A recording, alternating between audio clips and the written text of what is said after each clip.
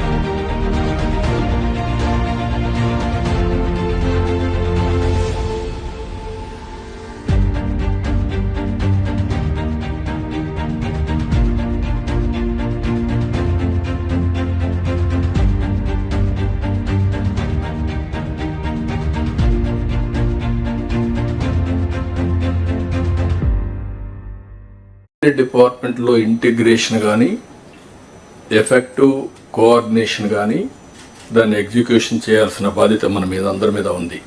Once in 3 months collectors conference పెట్టుకుంటున్నాం. అదే సమయంలో various times once in 20 days or 15 days cabinet meetings పెట్టుకుంటున్నాం. Agenda ఇవన్నీ చేస్తున్నాం, డిపార్ట్మెంట్స్ అన్ని రివ్యూ చేస్తున్నాం. అప్పుడప్పుడు కాంప్రహెన్సివ్ సమీక్షలు కూడా చేసుకుంటూ అందరం కూడా ఎఫెక్టివ్గా ఒక కోహెసివ్గా ముందుకు పోవడానికి ఇలాంటి కార్యక్రమాలు మనకు వస్తాయి.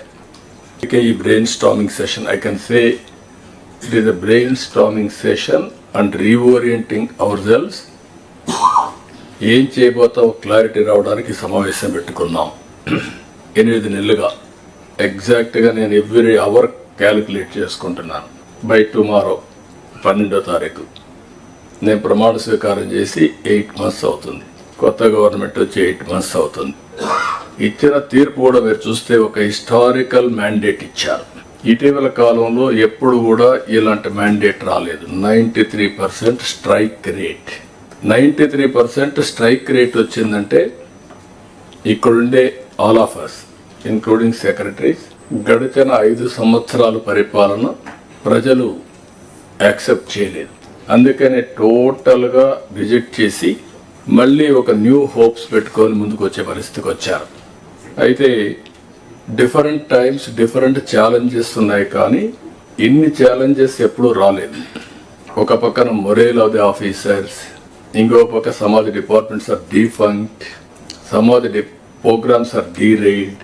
గవర్నమెంట్ ఆఫ్ ఇండియా నుంచి మనం గుర్తుపెట్టుకోవాల్సింది ఎప్పుడు కూడా సెంటర్ స్టేట్ రెండు కూడా 3 గవర్నమెంట్లు ఉంటాయి. Local self government, state government, central government. Central government వాళ్ళ ప్రోగ్రామ్స్ వాళ్ళు కన్సీవ్ చేస్తారు. స్టేట్ గవర్నమెంట్ మన ప్రోగ్రామ్స్ చేస్తాం. సెంట్రల్ గవర్నమెంట్ ప్రోగ్రామ్స్ అనుసంధానం చేసుకుంటాం. దగ్గర 90 సెంట్రలీ స్పాన్సర్ స్కీమ్స్ ఉంటే టోటల్గా అన్నీ కూడా డిఫంక్ట్ అయిపోయినాయి.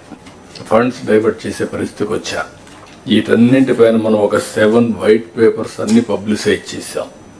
పబ్లిక్ కూడా మనం గుర్తుపెట్టుకోవాల్సింది, ఒకసారి పనిష్ చేశాం, మీరు వచ్చారు, మొత్తం సరిచేస్తారనే ఉద్దేశంతో మీకు మ్యాండేట్ ఇచ్చామనే అభిప్రాయంతో ఉంటారు.